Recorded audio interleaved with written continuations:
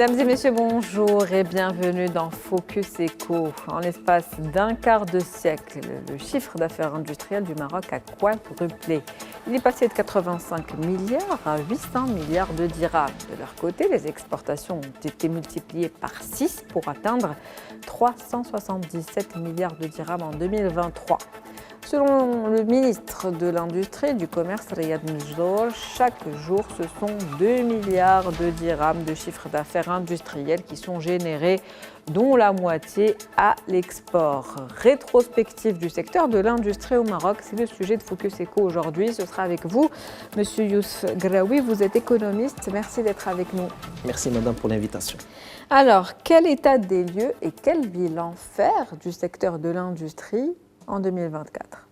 Absolument. Le secteur de l'industrie marocaine est un secteur qui est en très forte croissance. Nous remarquons un développement très important, notamment dans des industries de pointe.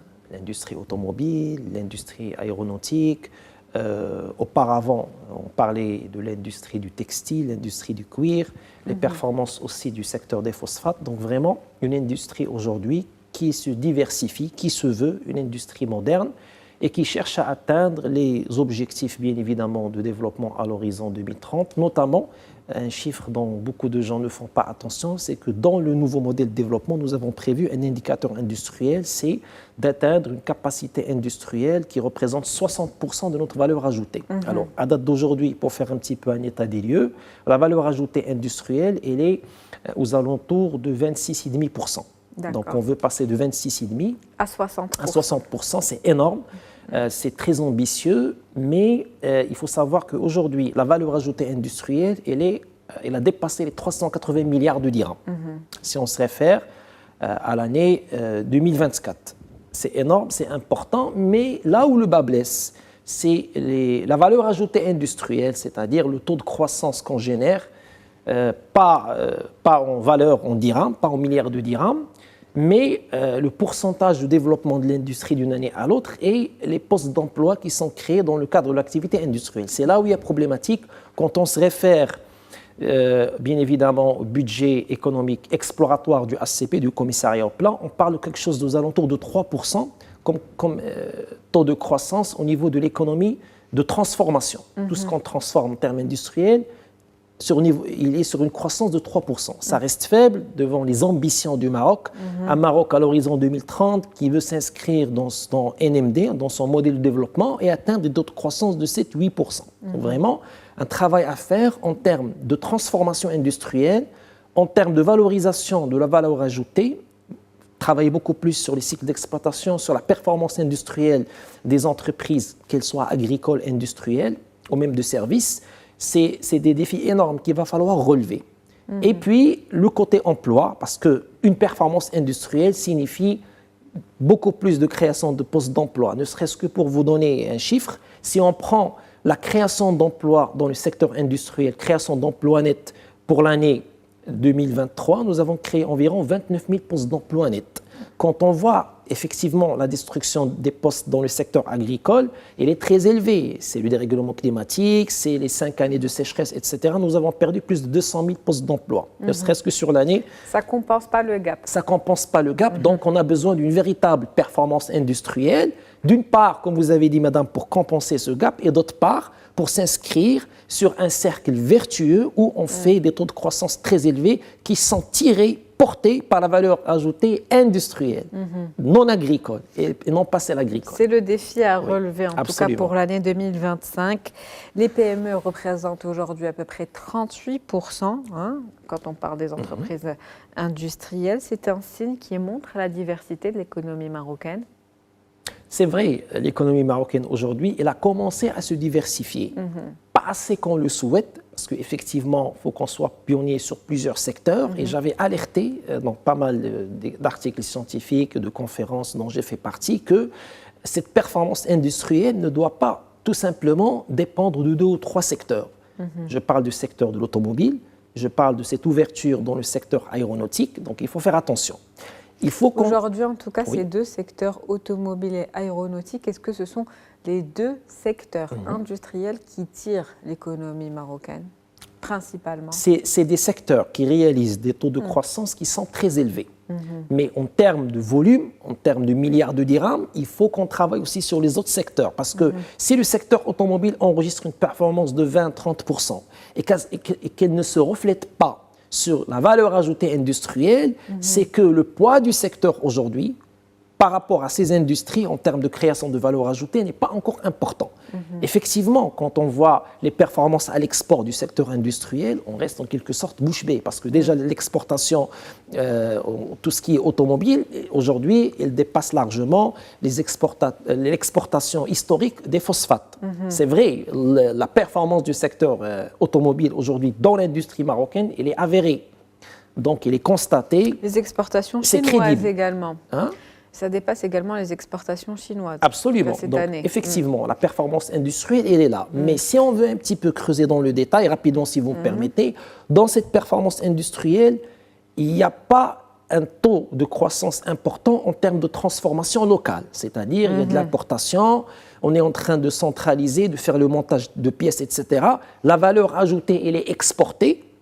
Et la masse de recrutement ne suit pas, parce qu'en général, dans ce type d'industrie, on investit massivement dans l'intelligence artificielle, dans les cyber-physical systems, dans les objets à distance. On recrute moins d'ingénieurs, moins de main-d'œuvre, et c'est ça ce qui est reflété dans les taux de chômage aujourd'hui qui sont très élevés et qu'on sait que l'industrie marocaine, malgré les ouvertures d'usines, malgré les partenariats, malgré la dynamique qu'entreprend le ministre de l'Industrie, la création d'emplois dans le secteur industriel, elle ne suit pas. Vous l'avez dit, la technologie, l'intelligence artificielle, justement, dans ce secteur, il y a aussi la robotisation. Et ça, c'est, je pense, un défi pour les années à venir. Peut-être pas pour aujourd'hui, mais pour les années qui viennent, cette robotisation qui, elle, peut travailler 24 heures sur 24, du matin au soir et remplacer l'homme. Absolument, absolument. D'ailleurs, quand j'avais rencontré le ministre de l'Industrie, je pense il y a un an et demi dans le cadre d'une conférence, j'avais attiré son attention sur ça. Je dis que la dynamique que connaît, par exemple, le secteur de l'aéronautique et de l'automobile, c'est une très bonne dynamique, mais pour l'instant, elle est momentanée et il faut sur le court moyen terme. Il faut pouvoir la maintenir sur le temps. Tout à fait, madame, et que au long terme, avec l'intelligence artificielle, avec la montée en puissance de la globalisation des services, avec cette économie numérique qui est devenue très intense, on va vivre une vague de destruction de postes d'emploi. Quand on voit déjà le chômage des jeunes aujourd'hui, le chômage auprès des jeunes sur les 10 dernières années, il est passé de 20 à 40%. Le taux de chômage auprès de la population des jeunes a doublé. Il a doublé sur une décennie. Cela montre qu'en termes d'activité industrielle, nous créons des infrastructures, nous investissons dans du matériel de production, mais le recrutement de jeunes ne suit pas. Et c'est ce qui explique qu'aujourd'hui, malgré les ouvertures, malgré la valeur ajoutée qui ne cesse de progresser dans ces secteurs, l'industrie automobile, l'aéronautique, la création de postes d'emploi ne suit pas et la destruction de postes va se constater de plus en plus, de manière plus fréquente et plus intense les années à venir. D'où le fait qu'il faut réagir tout de suite. Autre chiffre, 53% des entreprises sont des microstructures qui ne génèrent que 2% du chiffre d'affaires global, ce qui suggère une incapacité chronique à faire émerger un tissu entrepreneurial qui soit robuste et qui appartienne aux économies qu'on appelle aujourd'hui matures. Absolument, parce que quand on observe la composition entrepreneuriale au Maroc, qu'est-ce qu'on observe, qu'est-ce qu'on remarque? On remarque que vous avez 2% des grandes moyennes entreprises qui génèrent pratiquement plus de 90% des recettes fiscales. C'est eux qui portent l'économie marocaine en termes de création de valeur ajoutée, en termes de chiffre d'affaires, etc. Quand on voit le tissu entrepreneurial marocain, à 95%, il est composé de TPME, petites entreprises. Ces entreprises-là sont en souffrance, n'ont pas assez de fonds de roulement, ne génèrent pas la valeur ajoutée souhaitée, problématiques d'accès au foncier, problématiques d'accès au marché public, autant de problématiques entrepreneuriales qui ne permettent pas à ces entreprises de s'inscrire sur des chaînes de valeur mondiales. Donc, ni de servir l'industrie marocaine, ni de faire de l'export en termes d'industrie, en termes de transformation. Le défi aujourd'hui, c'est de créer une synergie entre ces grandes entreprises et les toutes petites entreprises, de manière à ce que tout le monde coexiste et puisse se développer.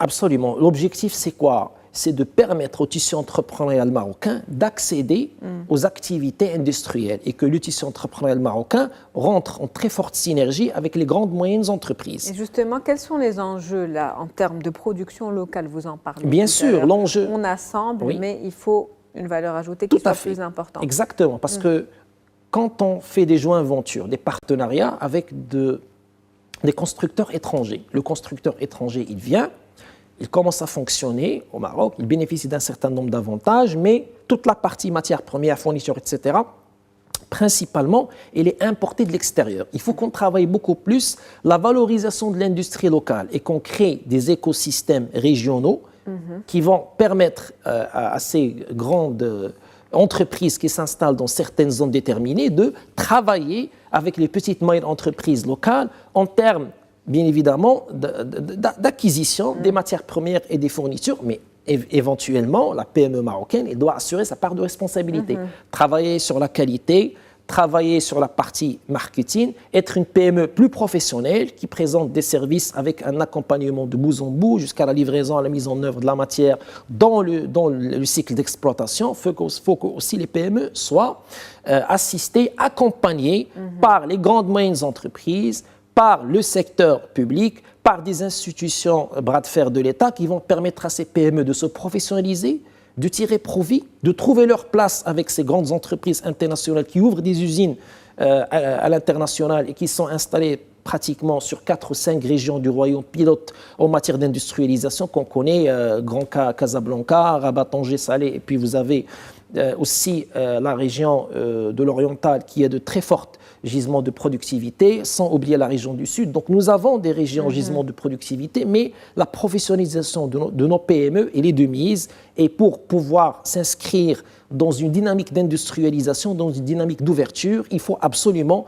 qu'on travaille l'assistance technique à ces PME et non pas seulement le financement. Parce que quand on néglige la partie technique, on donne du financement, on tombe dans des taux de défaillance qui sont très élevés. Le dernier chiffre, c'est la défaillance, elle a évolué de 13%. Absolument. Oui. C'était cette année également, cette année 2024. Oui. Pour conclure, maintenant qu'on a un petit peu abordé et fait le tour des défis auxquels est confronté aujourd'hui le secteur, si on devait parler des perspectives d'avenir très rapidement, en moins d'une trentaine de secondes, du secteur de l'industrie en 2025. Alors, les perspectives d'avenir, selon moi, pour avoir un secteur industriel qui est solide.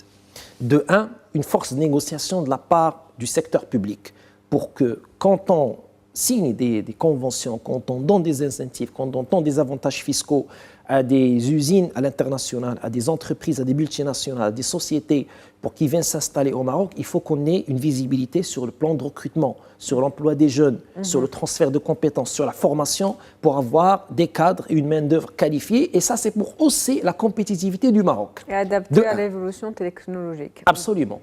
De deux, il faut qu'on permette au tissu entrepreneurial marocain de tirer bénéfice de ces installations, notamment, bien évidemment, à travers l'accès à des chaînes de valeur au niveau national pour que ces PME puissent travailler, avoir un carnet de commandes, fonctionner, vendre, livrer à ces usines, aux grandes entreprises marocaines. Et aussi, l'effort doit être fait aussi au niveau national parce que les grandes moyennes entreprises, les entreprises qui sont sur des monopoles au niveau d'un certain nombre de secteurs doivent s'ouvrir et travailler avec des entreprises marocaines au lieu de passer commande auprès d'entreprises étrangères en Turquie, en Asie. On voit ça. Merci. Donc, c'est important. Merci à vous, Monsieur Youssef Graoui. Je rappelle que vous êtes économiste. C'était un plaisir de vous avoir avec nous pour cette rétro-industrie pour l'année 2024. C'est la fin de Focus économique pour aujourd'hui. On se retrouve demain avec un nouvel invité, nouveau sujet. Très bonne journée.